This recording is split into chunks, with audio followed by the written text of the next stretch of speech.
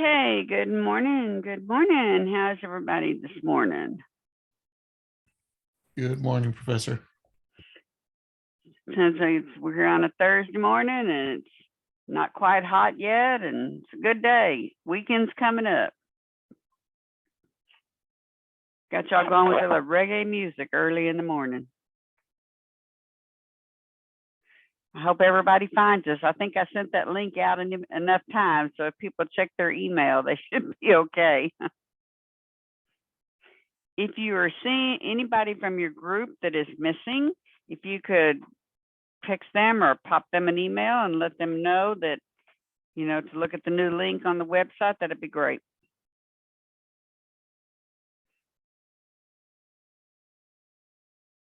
Looks like we're missing about 4 or 5 people.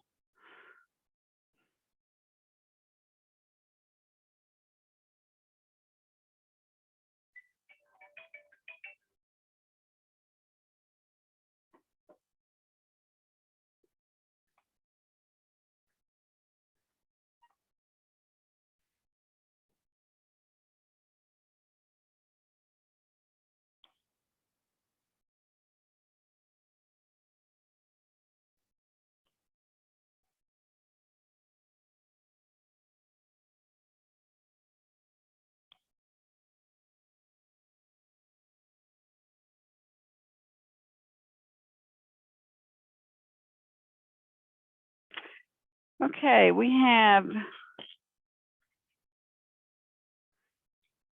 2 groups left to do today, group 3 and group 5. Which group would like to go first? And is everyone in your group here? Can we go first? Yes, you can. And you are Group 5. group 5. Okay, and is everybody here in your group? I think so. Let me double check 1 second. Okay.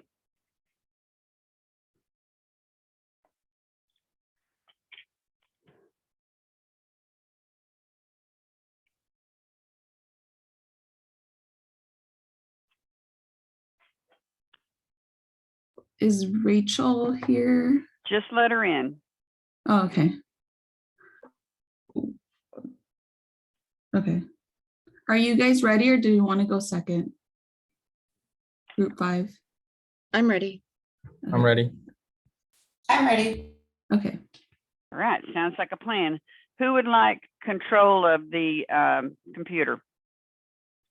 I'll go ahead and take control. Okay. Let's see. So share screen. Okay, Diana, just accept it and you got it. Okay. Thank you. You bet.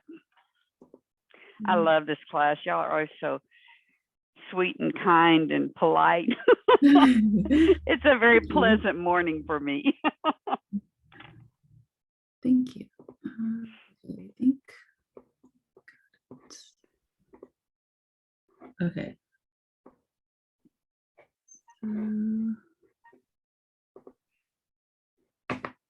Alrighty. And then, okay.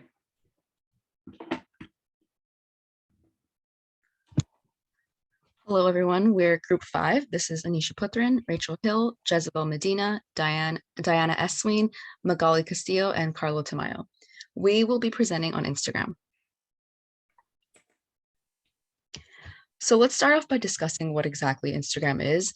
Instagram is a social media network which thrives primarily on photos and videos alone. Its media-centered platform is exactly what sets it apart from its competitors. With Instagram, users are able to build their own profiles, either privately or publicly, and private profiles are allowed to prove potential followers. However, many users, especially influencers, choose to keep their profiles public in order to gain a larger following. Instagram is currently the 4th most used social media application at 1.386 billion users. And this is why it's no surprise to me that Facebook, who's now known as Meta, purchased Instagram back in 2012. Instagram has paved the way for social media influencers in general. Influencers are users with large followings who are able to influence others via social media. In the last few years, influencers have really changed the world of marketing.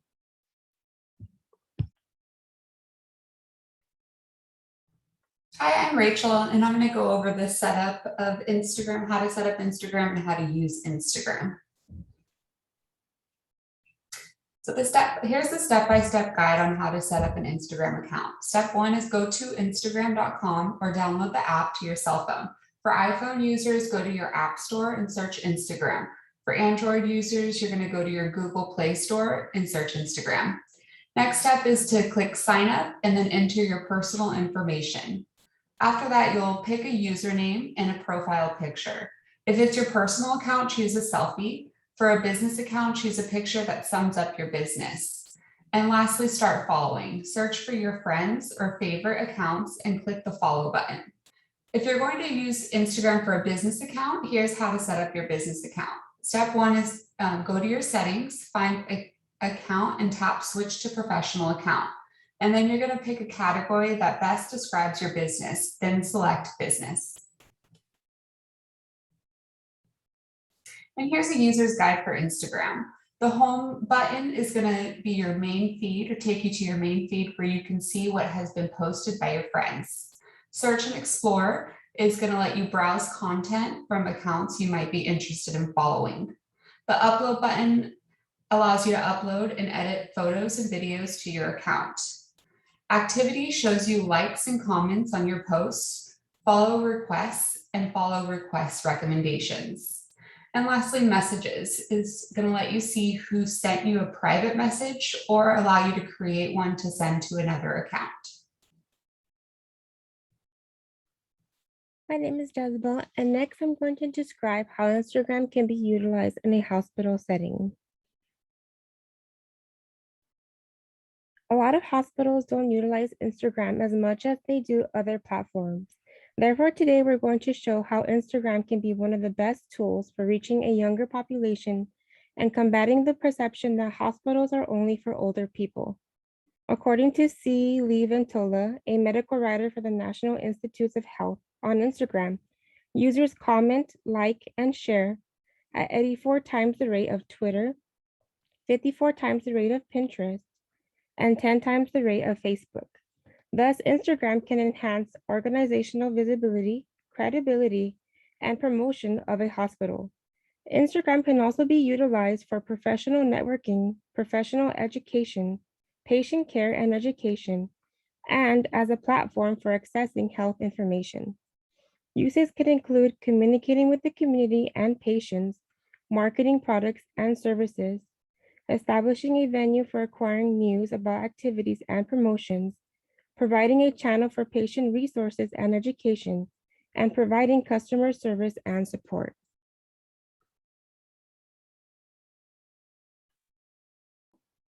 Hi, I'm Diana, and next we have using Instagram in a clinical setting.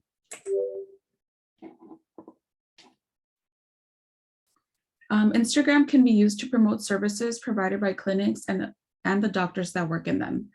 It can be used to help connect with possible clients and current clients by using the Reel feature, where they can record the ins and outs of the clinical office and employees and procedures with the consent of patients. Instagram allows to show clinics before and after work. For example, cosmetic dental clinics promote their work and share how veneers procedures are done and the results. Plastic surgeons are able to share pictures and videos of results from clients getting Botox, lip injections, non-surgical nose jobs, and surgical procedures. Chiropractic clinics are able to share information on exercises that help the body stretch, have better posture, or even motivate people to go into the clinic to see the chiropractor. Next, we have fun facts about Instagram. Instagram launched in October 2010. It provides the option to remove likes from showing on your profile. Some countries that are already trying to remove the removal of likes are Canada and Australia.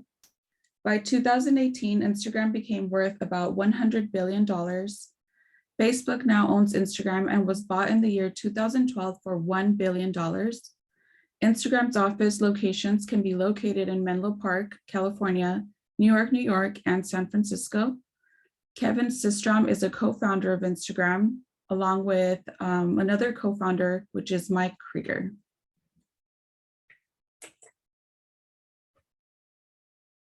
I'm Magali and I'll be discussing Instagram in an urgent care setting. Initially, what is urgent care? Urgent care services treat conditions that, if left untreated, would cause greater harm when primary care is not available. Essentially, is the middle ground between primary care and emergency care. Now, for as how it can be utilized.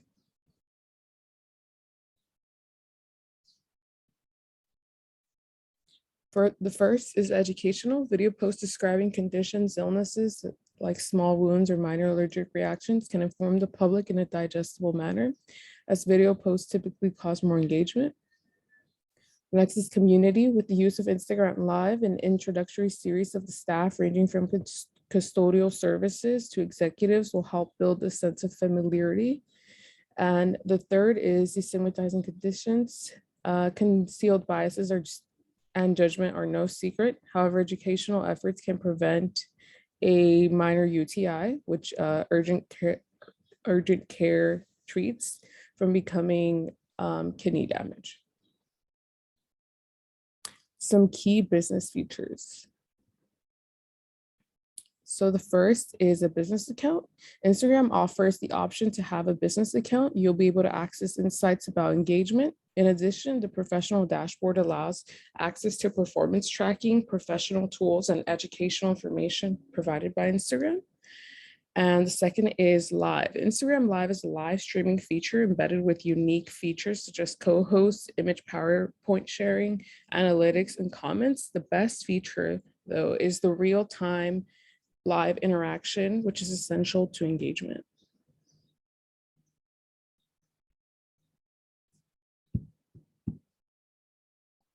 Hi, my name is Carlo, and the last thing we're gonna talk about is access and troubleshooting. All right, so for Apple devices, you can download the app from the App Store. For Android devices, you can download the app from Google Play Store. Instagram can also be accessed using a computer by going to Instagram.com. And you can also use the mobile browser in your phone in case the app is not working, which takes us to how to troubleshoot.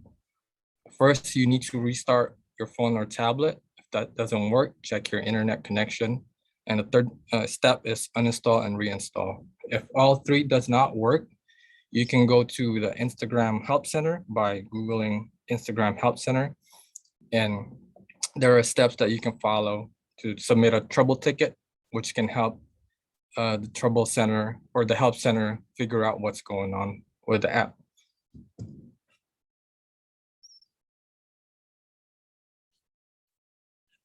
All right, thank you very much. That's the end of our presentation. And here are our references. Okay, great job. It always amazes me that every single time, over all these years I've been doing this, a presentation is done, I learn something new. I just love it. Okay, so the last group is group 3, last but not least, group 3 with Twitter. Are y'all all here? Yes. I believe so, yeah. Okay, and who wants control of the Zoom? I'll go ahead and share the slides. Okay. Just accept it.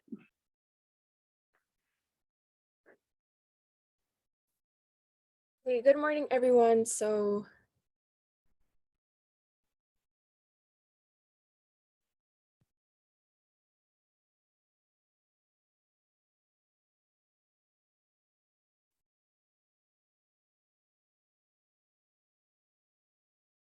Sorry, I'm not sure what's going on.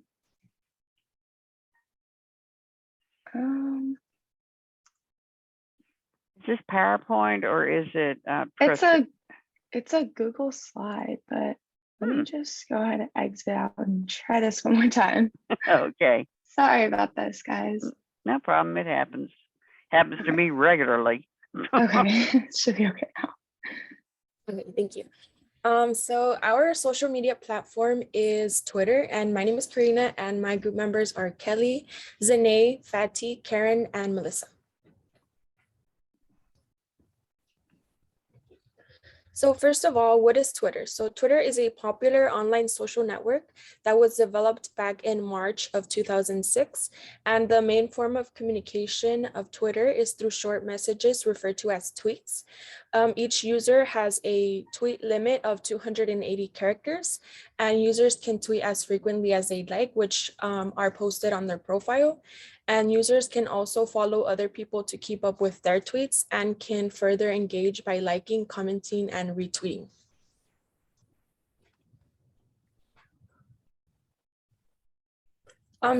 These are some of the Twitter uses. So the first one is news reporting. So users can learn about world events either through more formal news accounts or through amateur news reporting of people around the world. It's also used as a social messaging tool. So there's instant messaging to friends, family, and in general, a person's following. And it's also used widely by celebrities to build a network with their fans, and also used by microbloggers, which are not necessarily celebrities, but that are people who gain followings and that can post updates and life events. And then the last one, which is most relevant to us, is marketing. So many use Twitter for marketing their businesses or services. And just like this quote states, people prefer advertising that is fast, which is why Twitter can be very beneficial for marketing.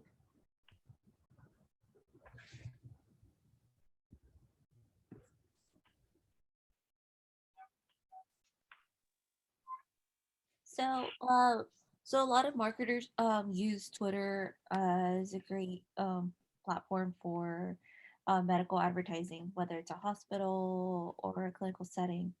So it's easier because marketers are able to tap into conversations, and they're also able to direct patients to relevant resources, whether it's a clinical department that's needed in the hospital or nonetheless any other department within the hospital as well.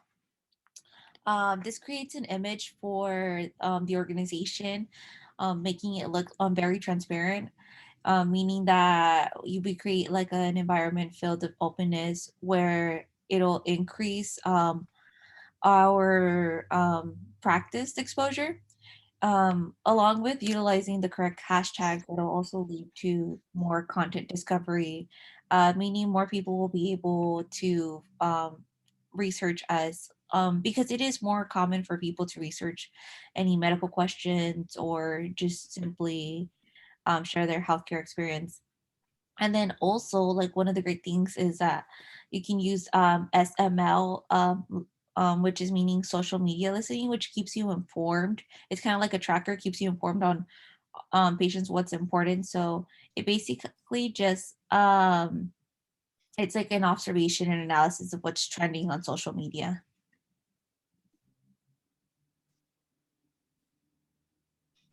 Nonetheless, it's also going to increase your patient and doctor relationship because most adults say they're likely to share information about their health on social media sites with other patients, along with researching doctors, because they normally just know, and I think this goes for everybody, they just know the last name, Doctor Who, and then maybe their first name and maybe like a short bio, but this will give you a chance to interact with the patients and get to know, interact with the doctors and get to know them a little bit more on their personality interests. This is also a great platform for new patients, just because, let's say somebody does have a poor experience or a positive experience, depending, the matter of fact, what's it called? They'll most likely share it on social media, which is true. The first thing we do is we come out and we tweet if we had bad service somewhere or whatever the case is. So it'll allow us to respond within a timely manner. Like I said, create that um, environment, like every patient is unique and every patient is important to us, and it'll demonstrate our core values as well. And then it'll just show that we really value communication, and it'll just create like a great image for our healthcare brand.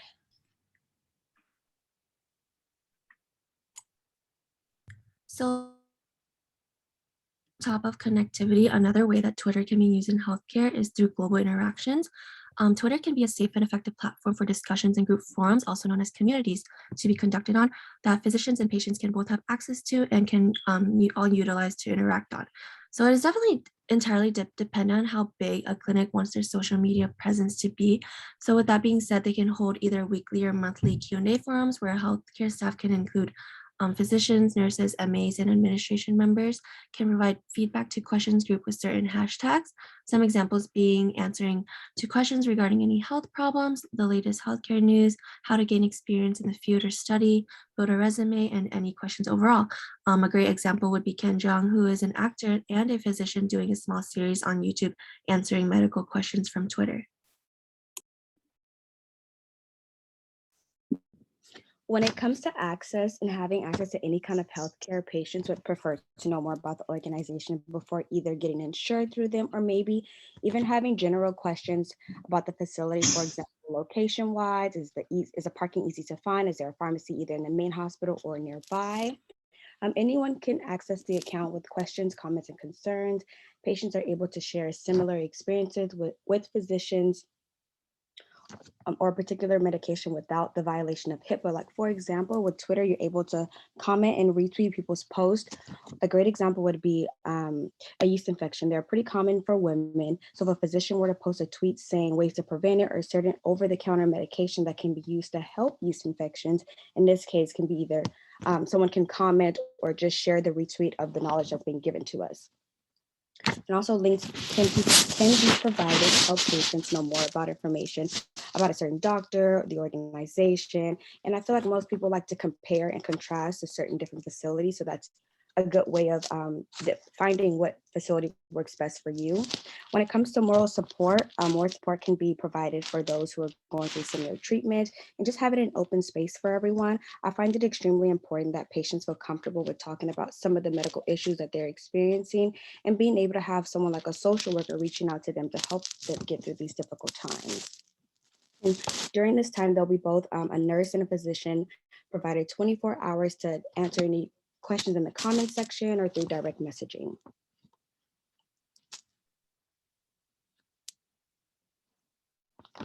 So when it comes to financial advice, typically if you have any quick questions about co-payments, your insurance, after hours, you're able to speak with a financial counselor.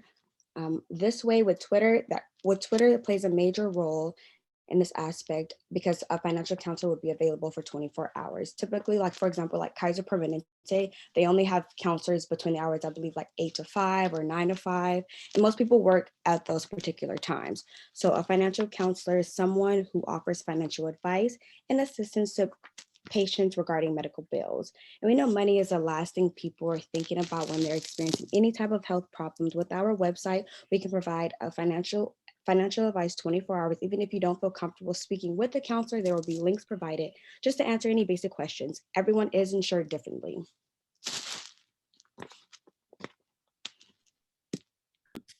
Appealing to millennials using Twitter for healthcare resources, it can appeal to the target audience that is constantly using this social media platform. Back in 2016, it was reported that 61% of Twitter users are millennials. Millennials grew up in the internet age, and most of these people in this generation have a smartphone, on a laptop, or a desktop computer. It can attract more patients and give them multiple ways to access healthcare information. An organization can stand out from other competitors by reaching out to an even greater audience with this age of technology constantly evolving. Patients can ask questions about anything personal or public without having to email or call their provider, and it will be answered quickly. The Twitter page can offer information to the community of patients that they serve. And the last way that we're going to discuss is through crisis communication. And that's essentially when healthcare professionals are able to reach the public and just kind of give more guidance during a crisis situation. So in today's day and age, it's a lot more common, especially for newer generations, to use social media as their primary news source. And the COVID-19 pandemic that we're still currently in, it's shown how people have turned to health officials for guidance regarding, different guidelines, how to stay safe, and just everything evolving with the virus. So with Twitter, healthcare professionals can stream new information. They can tweet live updates and provide links in those tweets for a more in-depth discussion. Healthcare professionals can also utilize pinned tweets. It's a convenient way to ensure that the latest and most up-to-date information is easily available. In the picture, you can see the CDC has a Twitter page, and towards the bottom, you can see a tweet about updating COVID-19 community recommendations, and it's pinned, so it's easily accessible when you go onto their profile.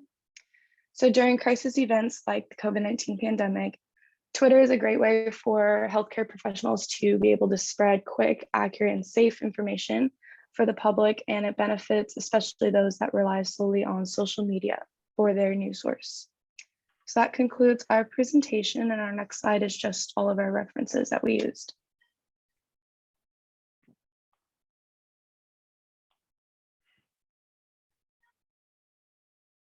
Okay, yes, great job. Very, very thorough. All the groups did a great job. Show of hands, how many of you learned something new from one of the presentations that you did not know about the social media? Not necessarily your own, but maybe from somebody else's. Thumbs up. All right. Always something new to learn. Okay. Now what we're going to do for the rest of this today is I'm going to go over the proposal that y'all have for your next major project. I'll be sending you the feedback on the ones that y'all just did. I grade pretty easy on this one, but I want you to look at the feedback so you be sure and, you know, improve on whatever was noted for this presentation. It's kind of a trial run for you. So that'll be coming back to you in the next few days when I get through grading it. What we're going to do with this, we're going to go over the, I'm going to pull it up on the share screen, and we're going to go over the proposal and what I expect of it, sort of piece by piece. I also uploaded to the group forums and lists a PowerPoint presentation that describes the reason and describes each category. That beyond what I talk about here, the practical application, it's just there for you use if you want to look at it. Let's see what else. I postponed the mission and value statement for a week, and the your contract is still due on Sunday. So if we get through in time, again, I'll give you a little time at the end of class to get together with your group and also to ask me any questions. Now, I know some people go into panic mode because you see how much work it is, but before I get started, I want to tell you that yes, it's a lot of work, but it is doable. And again, the students that have done it in the past have all felt like it was really useful, and that it was you know, really informative on what's necessary to start your own business. Because so many people want to say, well, I don't want to work for anybody, I work for myself, but you just don't realize everything that goes into it. Okay, so I'm going to share the screen now. And this comes right off of your website. What you're going to do for your for this proposal, this is your proposal. It's in a Word doc, so you can type right on it. And what you're going to do is you're going to answer these questions for the proposal, but they have to have references. You have to have, if there's 6 people in your group, you need 18 references. It needs to be cited in the text and in the reference list at the end. Remember that this is your business that your group decides on. It's a new business. It's not, you know, you're not critiquing somebody else's business. It's brand new. And you're going to have to look up all the things that go along with it. If you were to present this proposal when you're finished to a bank to get money to start your business, this is the kind of thing that they would be looking for. So I am open to most ideas. I've had, as long as it is health related, I've had wellness centers, I've had urgent clinics, I've had gyms that involve different kinds of health care like nutrition and that kind of thing. I've had oxygen centers, cosmetology centers, anything, plastic surgery, anything that is health related is okay. Okay, so the first section of this is the executive summary. Now, I would recommend you do not do this until after you've completed the rest of it, because what the executive summary is actually just a short summary of what your business is about. It's very condensed, where if someone was looking for information on your business, they could look at just the executive summary and not have to read every page of your proposal. So when it's talking about what do you include, if it's a new service opportunity, it's kind of an introduction to your business plan. What are you doing, and what are you wanting to start, and what service is it going to provide? Then the next section is the marketing highlights, and you will pull that from the back section. And what is your service product going to offer, and what's it going to cost customers? What's it going to cost you? How are you going to let customers know about it? Those kinds of things. Marketing, how are you going to market it? Who's your target group? We'll get into that a little bit more, but how are you going to get to your target group in particular? Every dollar that you spend that goes out to someone that's not in your target group is a waste. So this is just a summary of what you'll be doing. Will you be using Twitter, Instagram, Facebook? Will you be buying ads in newspapers, professional magazines? What are your marketing highlights? Will you be using pamphlets? Those kind of things. Your target market summary, again, so what we've talked about all semester is, who are you targeting? Who is the person that you think will be using your product? Now, this gives an example of, like if you're selling to medical groups or companies, who is the decision-making unit? If you're let's say you're decided to do an HMO, and your job is to go out and sell this HMO. Let's say you're doing an HMO for Kaiser, and your job is to go sell it to big companies like Toyota, or who are in these big, huge industries. Who's going to make the decisions on whether they use your product or somebody else's product? So who are you targeting? Who is going to be the primary user?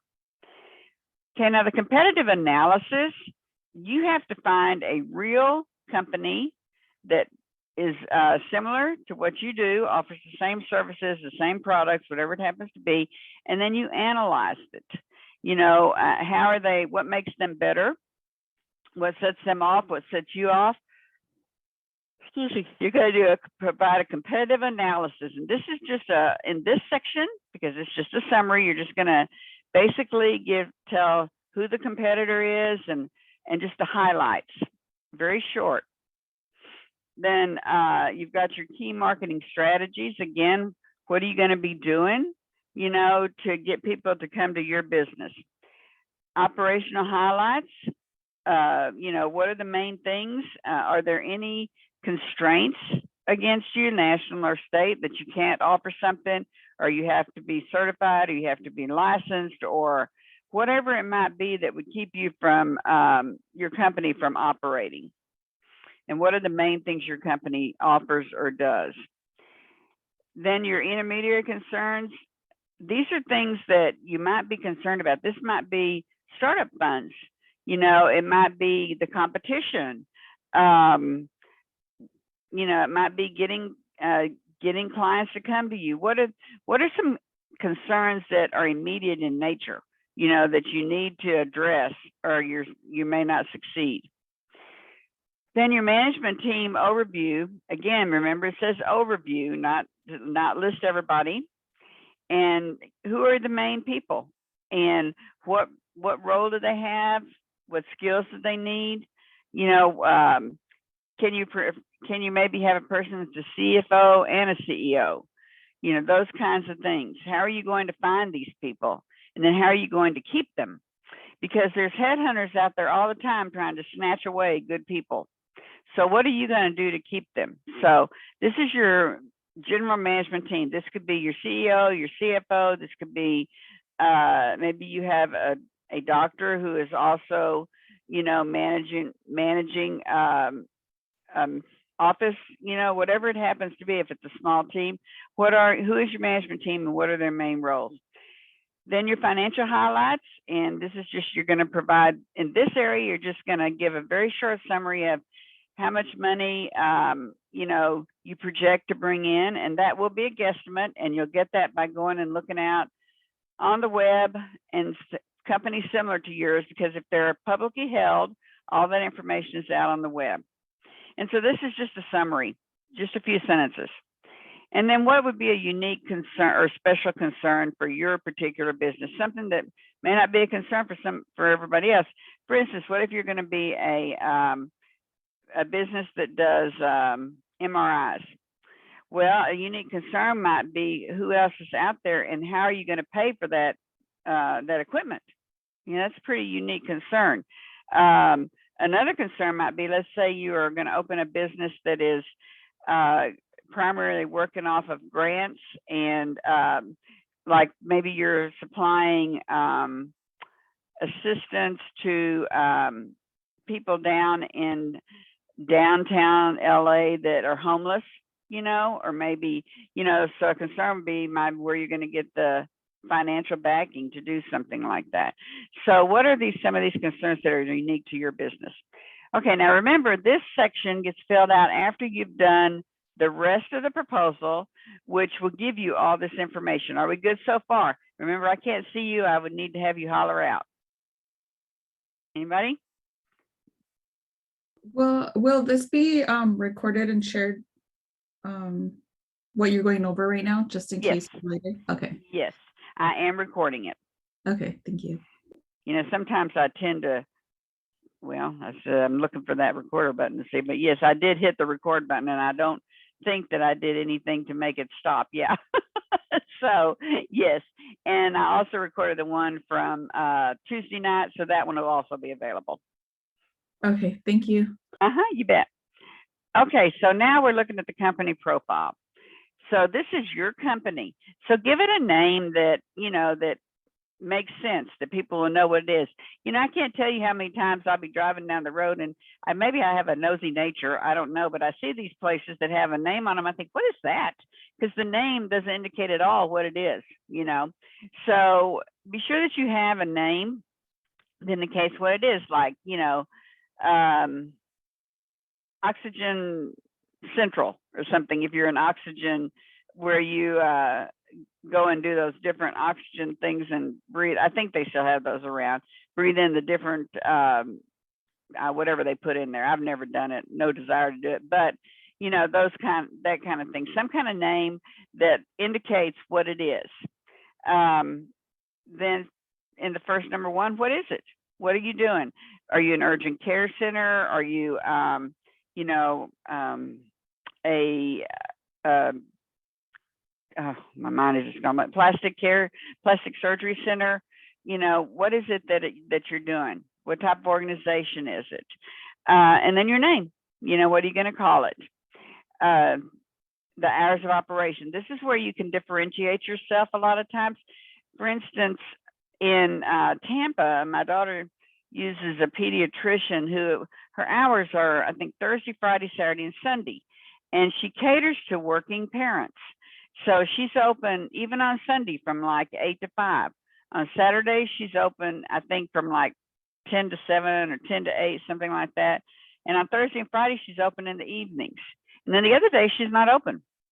So, you know, that differentiates her from all the other pediatricians.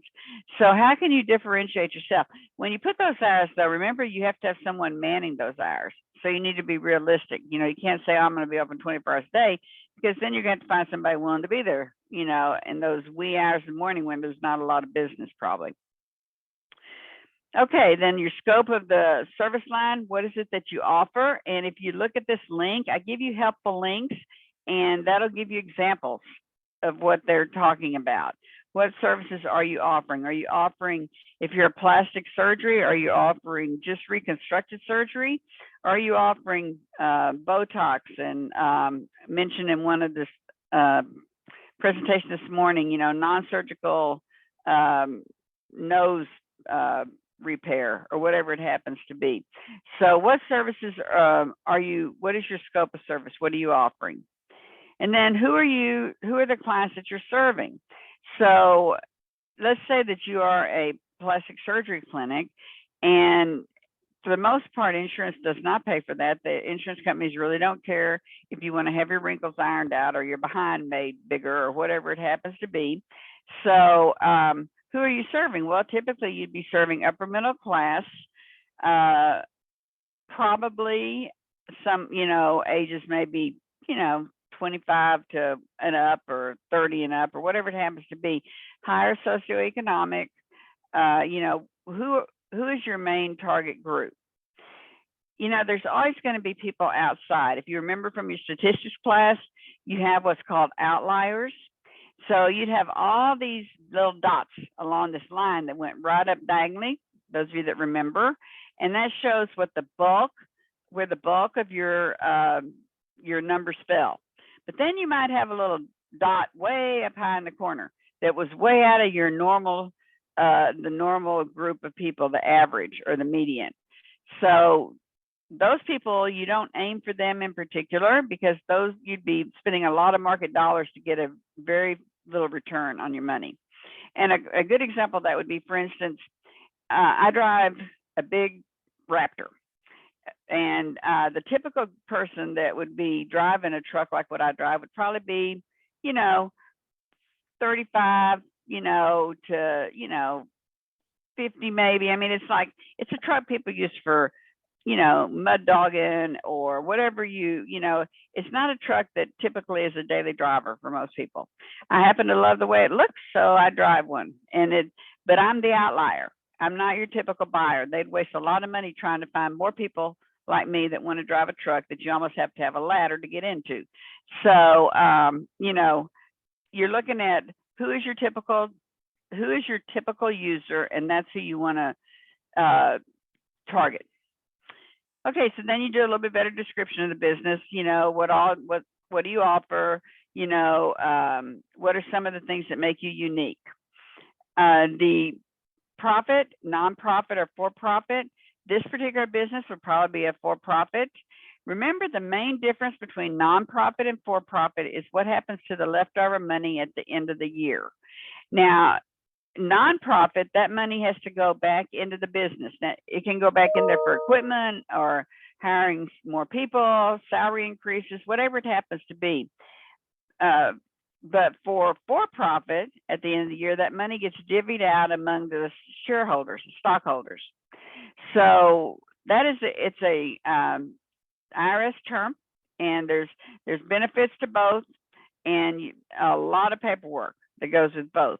But every single business that is, if it survives, has to make money. So you can't be nonprofit and think you're not going to make money, because if you make no money, then let's say you were going and looking for a job when you graduate in a year or two, and they say, oh, we'd love to have you, but we can't pay you because we're nonprofit. How many people would take that job, right? Even though you might love to, how are you going to survive? So every business has to make money. It's just what happens to the leftover at the end.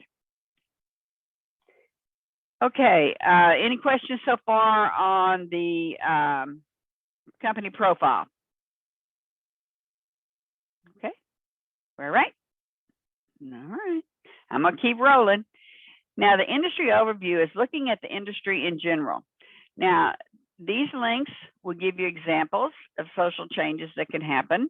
So you can go and look at those and see some of the examples of social changes. Some of them even talk about social changes in healthcare that can, that can cause a problem. It can either make your business or break it. It can have to do with trends. It can have to do with what's going on. And I always like to tell a story that when I first came here from Texas, and I may have told this class before, but I was shocked at the number of people that basically had plastic surgeons on speed dial.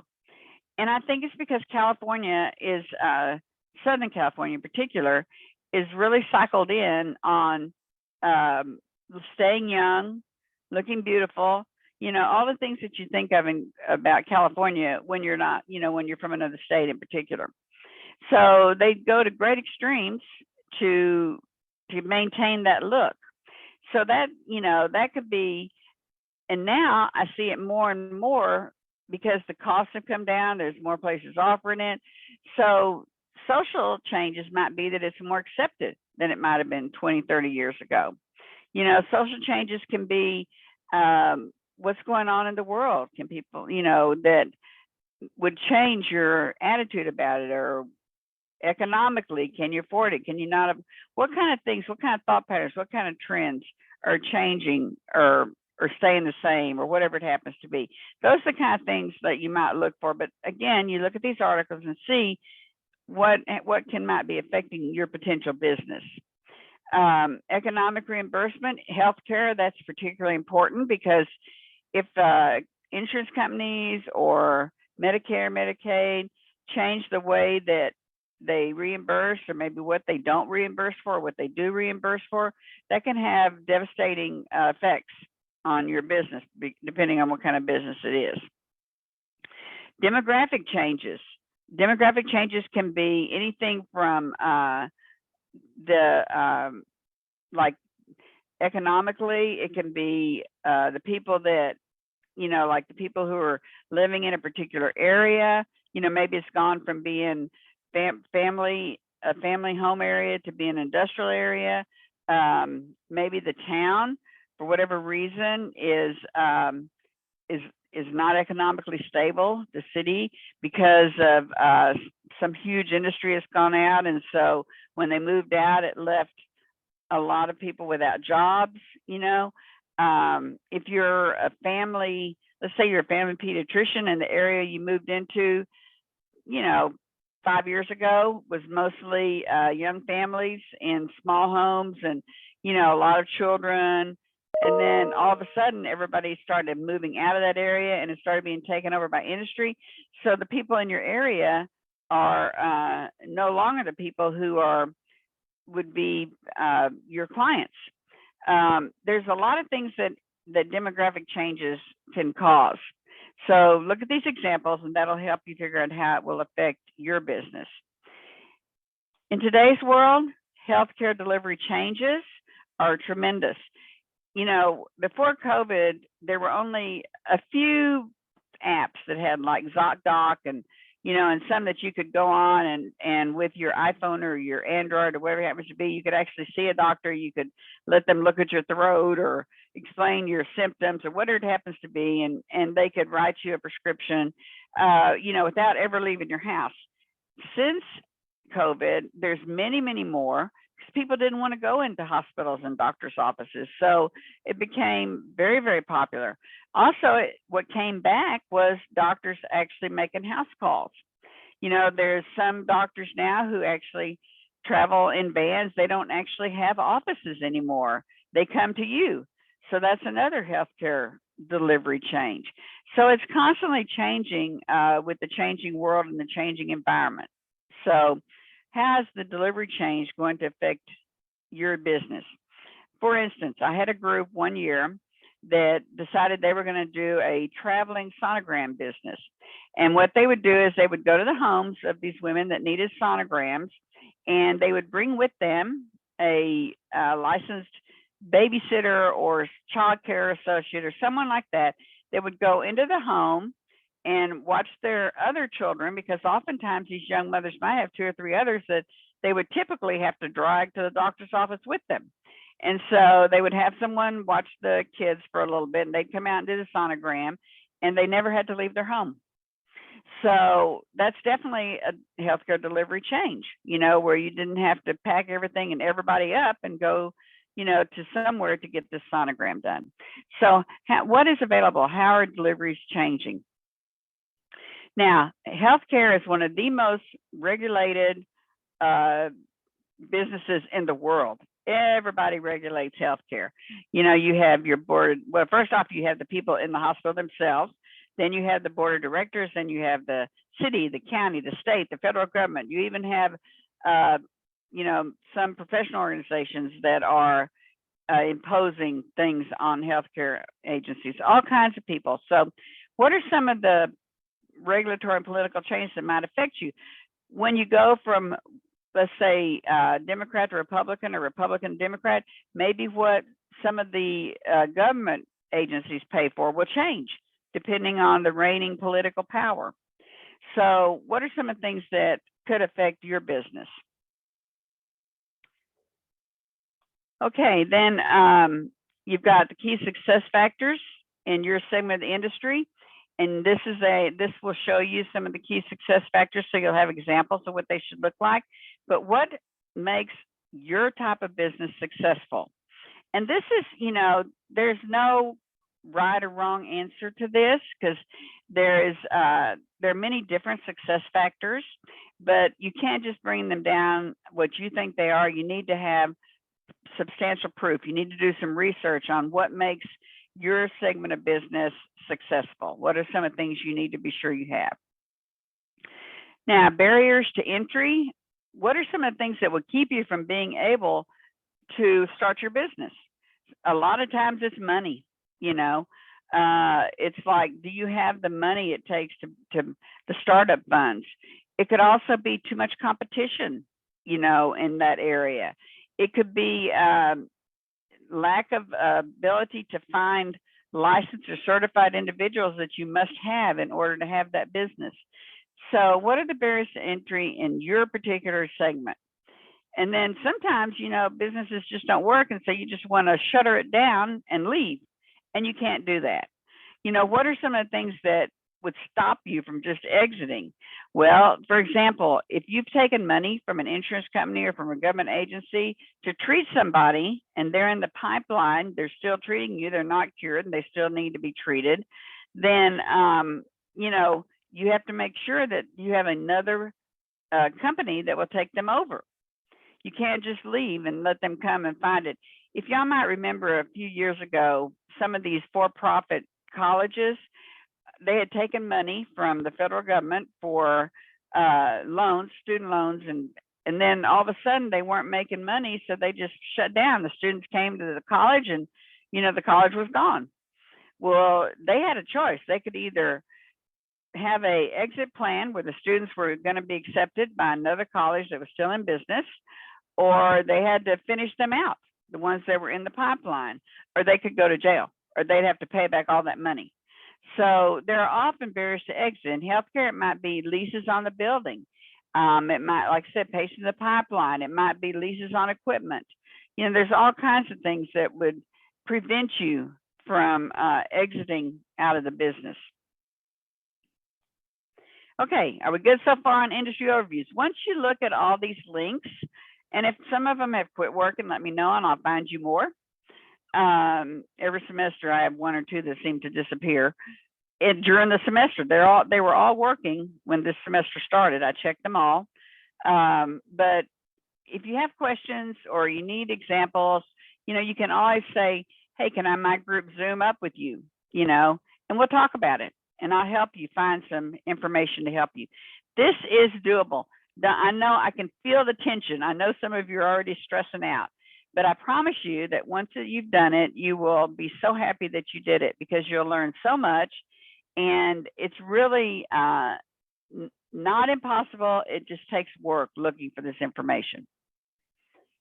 Okay, so the service overview. So what are some of the unique features of the service that you're going to provide? The features, the benefits, what value does it provide to the key market, to the people that you're looking for? What value does it provide to them? And usually I'm looking for things that you offer that your competition doesn't offer, because that's what makes people come to you, is what do you have that the others don't have? How does that and does the target market value what you're offering? A lot of times a company can think they have something valuable to offer, but if the target market doesn't feel it's of any value, then, it's not valuable. And sometimes it's some very unusual things, that might be valuable to some people and not to others. For instance, in California, a very valuable thing might be that you offer valet parking. Because parking is so awful, and if in most places, and that if you have to think about walking 5 blocks, to go somewhere, you're probably going to choose somewhere that has parking up close, valet parking, something along those lines. Now, If you're a person who uses Uber or buses or whatever other types of public transportation, then that has no value to you at all. So who is your target market and what are they going to find of value? Maybe you have a way to have them not wait over 15 minutes. You know, a lot of people value their time. And in the book, I'll talk about in one of the chapters about these niche markets that will, you pay actually extra money a month or a year, whatever.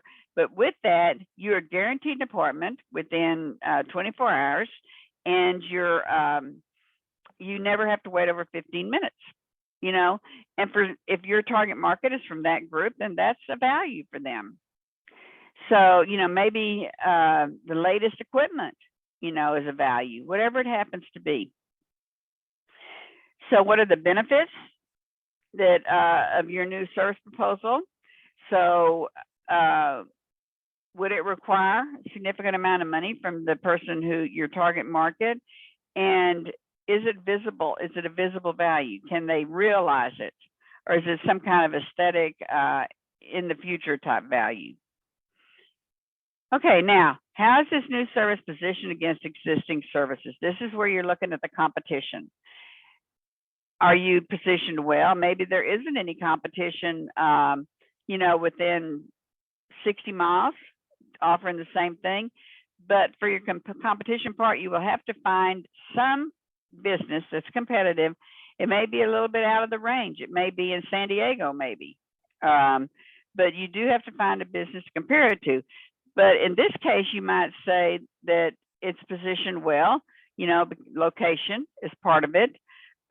Maybe you offer things, maybe you have longer hours.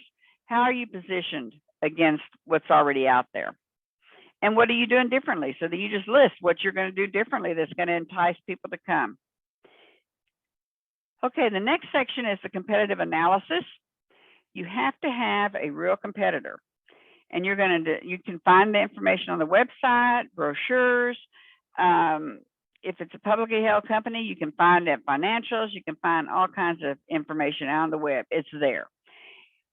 You may have to call them. If they don't show their prices on the web, you may have to call them like a potential client and find out if they have a brochure that lists prices, you know, or what are the main things that they offer, and ask them those questions to get these answers. And then you have to figure out from what you found out, what do they deliver to the customer that you don't? Maybe if let's say they're a plastic surgery, maybe they offer high level security for patients who do not want the paparazzi around. Maybe they offer limo service to and from. Maybe they offer extended medical care in the home, you know, after the surgery. What are the things that they offer that other companies don't? And then you describe their customer profile. And you can get that information by looking at reviews. You know, you can see what their typical customer profile is. You can look on their website on the types of services they deliver. So, you know, who would be the typical person that would use that service? The pricing strategy, again, if it's not listed on the web, it has to be transparent. It's a law that you can't just have somebody come in and then say, surprise, you have a $5,000 bill. You know, the pricing strategies at all businesses have to be transparent. So if you can't find it anywhere else, call them and ask them, you know, do they have a pricing strategy that you're thinking about? If it's plastic surgery, you're thinking about a facelift and some other adjustments. And could you see a pricing strategy, a pricing list, detailed? Then what is their advertising approach? A lot of times, if they've been around a long time, it's word of mouth. You know, maybe you can't find any advertising. Maybe they're using Twitter or Instagram or Facebook. What are they using? Maybe they're advertising in professional magazines or professional journals. Now, why do the customers or referral sources use them? You know, that could be loyalty. It could be, you know, about bang for your buck. You know, the prices are good. It could be their service is impeccable. What are the reasons that customers continue to use them? And you can also get that from the reviews that you find. And there's lots of reviews in medical stuff, not just Yelp and, you know, some of these others. There's some specifically for medical groups that you can find on the web. Now, remember the SWOT analysis, what are the opportunities and what are the threats? Well, maybe, for instance, if it's, we're looking at let's go back to the pediatrician. The one in Tampa's open Thursday, Friday, Saturday, and Sunday because they saw a need.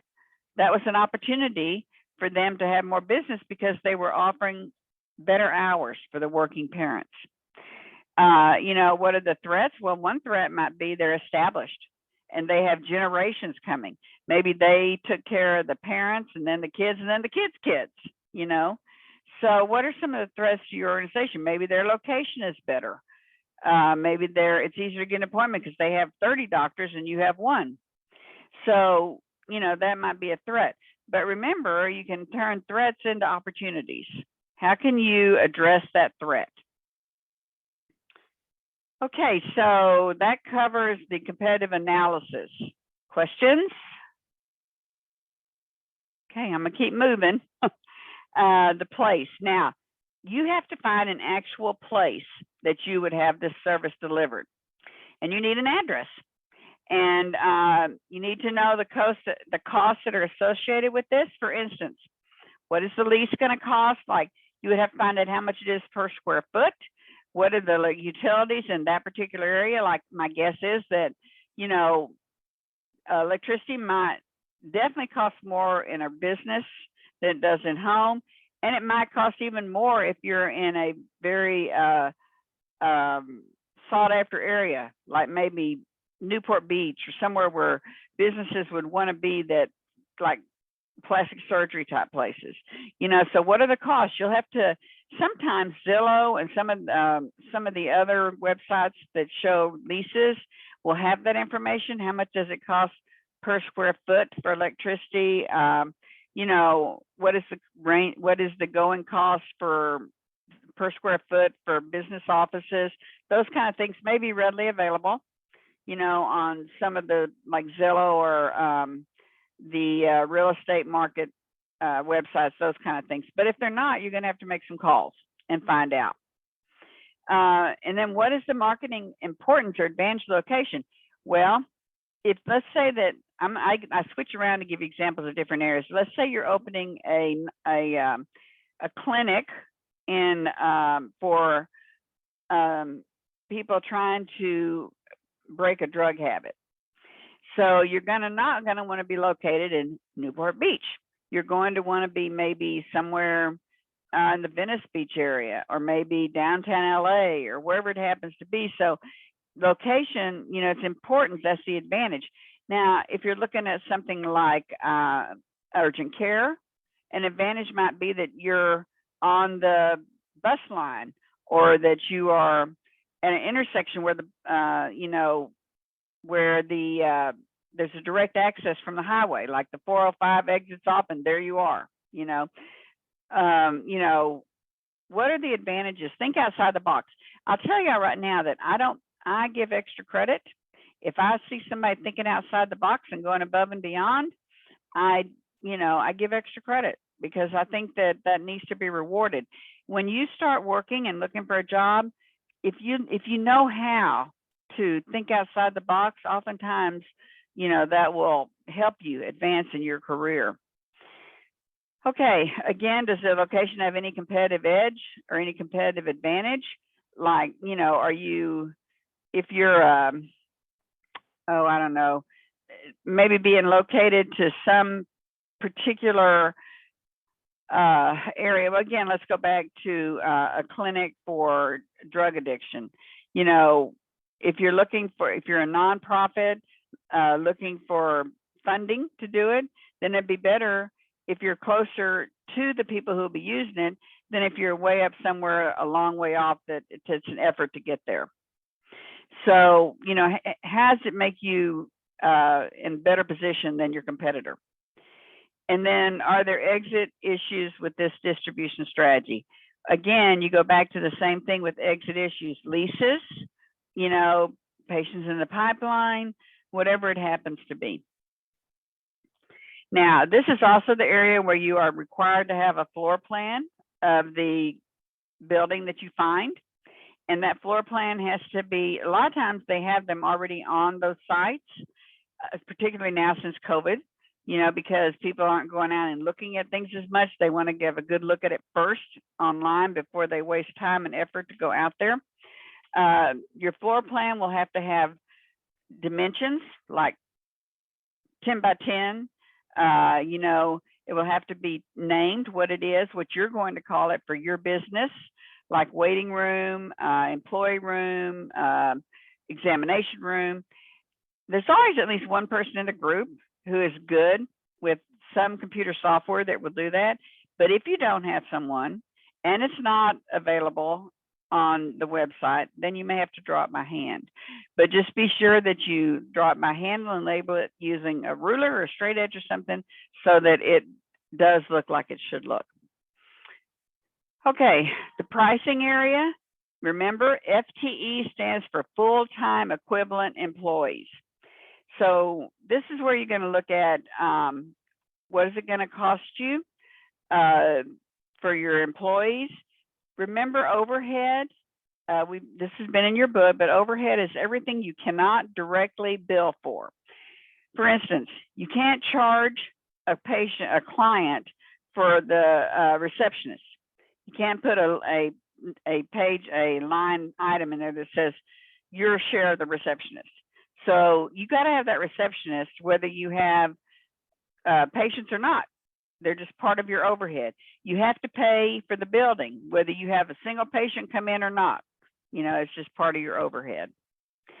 Bills are part of your overhead. Insurance companies are not going to pay if you say 1/100th of the electricity bill. Try to charge somebody for it. So overhead is things you cannot bill out. Okay, your margin is how much are you bringing in and how much is going out. And that's also discussed in the book. Now, other pricing considerations, this is a very simple answer. Relative to your competition, do you charge less than them?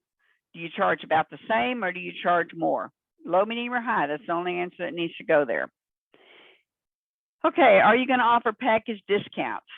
And that doesn't happen a lot in medical care, but in some, for instance, in wellness clinics, you know, sometimes they'll offer, if you do the nutrition and the yoga or whatever it happens is, you know, that you get a little bit of a cut. You package the price together. It's a little bit less than if you paid for it individually.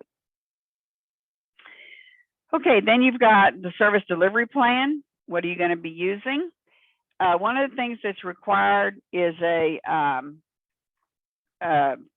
flow chart. And what a flow chart is what happens to that patient when they first contact you and how did they flow through your business. And the flow chart is what you see in any other flow chart. And I don't care whether you use boxes, squares, triangles, whatever you want to use is fine, but just show me what happens once a patient contacts you, how they go through the business, and then once they are finished using your service. For instance, if you had an emergency room, or you'd say the patient arrives, they go to the receptionist, and then most of the time they'll go to triage.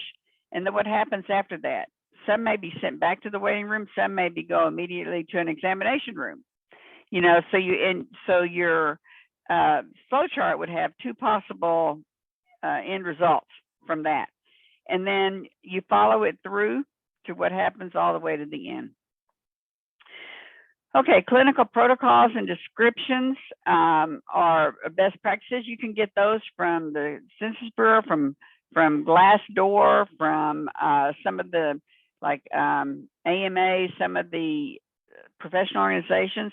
What are the typical protocols for the business that you have? And they also tell you best practices, which are the things that, you know, make many things can fall under best practices, but the things that make your patient safe and well treated. Okay, the cost analysis, again, this gives you a calculator, but you're looking at your direct costs, which, you know, can be directly billed. You can bill a doctor's time. You can bill, you know, equipment usage. You can bill all those things. You cannot bill rent. You cannot bill receptionists or file clerks or any of those things. Okay, then here's the flow chart I was just telling you about, and there's an example. And I think it's probably even a template you might use if you wanted to. And what are your full-time equivalent requirements? And your space requirements, again, this is where your floor plan will be. And tell me, what do you require? Do you require 2 examination rooms? Show it in a floor plan. All right, the human resource plan, I'm trying to hurry because I know we're running out of time, is what is your staffing plan? Are you going to have all full-timers? Are you going to have part-timers? A little of both. Non-clinical, remember, are your people that do not actually have a practical application with the patient.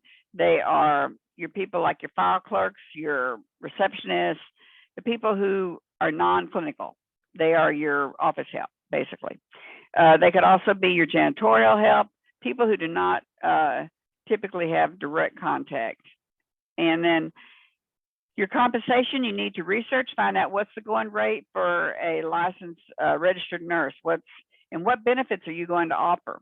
Are you going to offer FMLA, life insurance, health insurance, 2 weeks off vacation? What benefits will you offer, and when will you offer them? Right away, as soon as they come to work for you, or maybe 3 months down the road? That kind of thing. You're going to have a detailed job description of each job that you're going to have. And again, you can get those from online, your typical registered nurse and what they do in a clinic.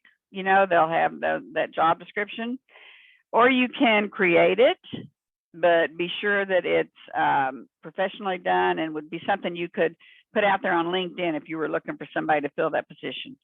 Then what are the roles and responsibilities in your job for the different job positions? And those two can, the job description is what it is about, usually just a paragraph. The roles and responsibilities are exactly what they'll be doing.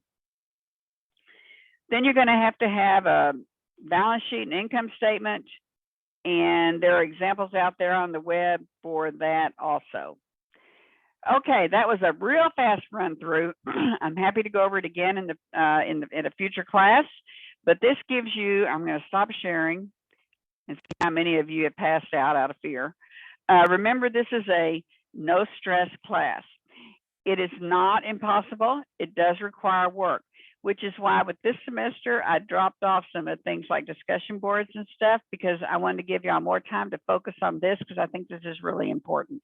It culminates everything you're learning in this class. Okay, questions?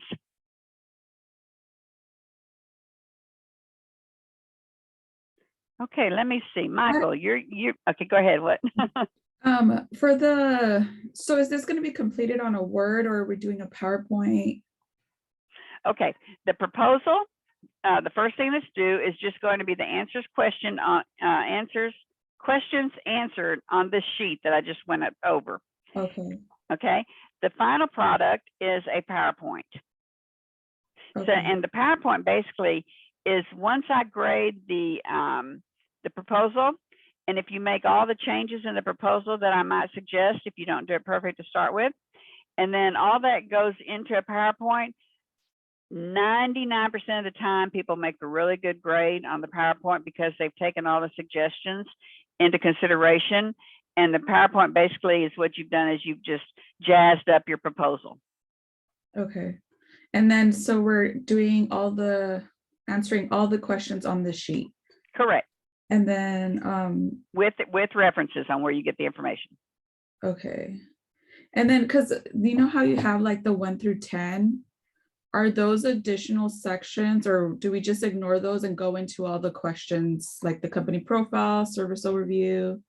Yeah, that's all. Those are separations. I could have done Roman numerals, but I just did it 1 through 10.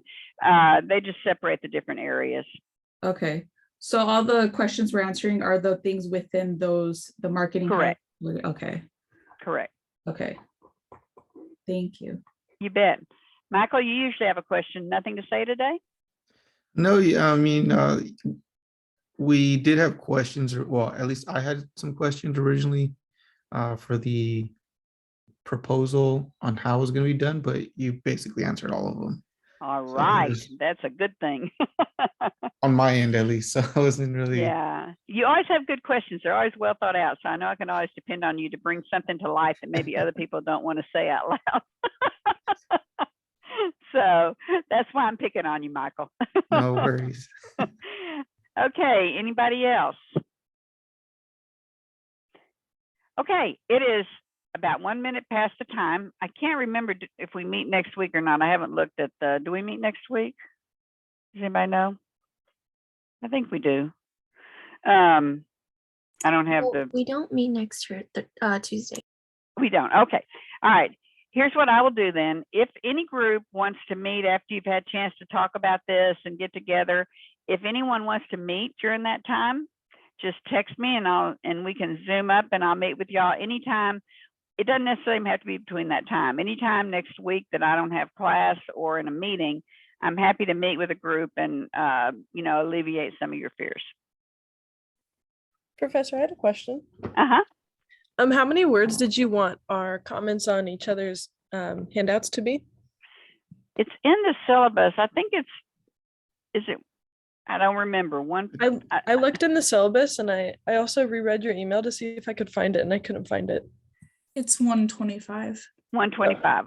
Okay. Okay, thank you. You bet. Okay, anybody else?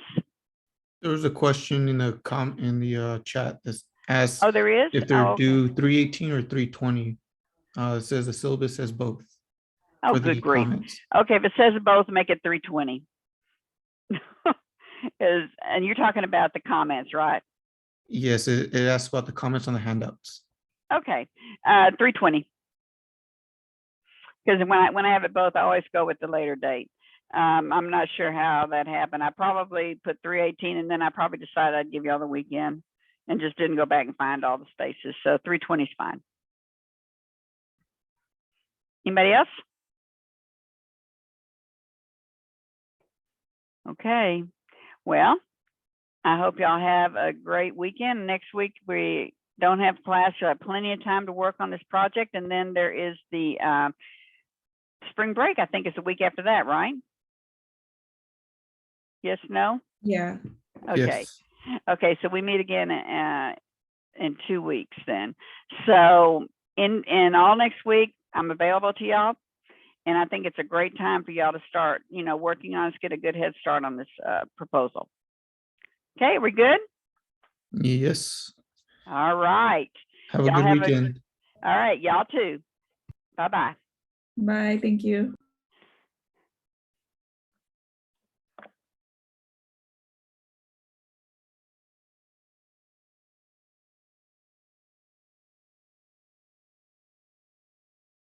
Adrian, you good?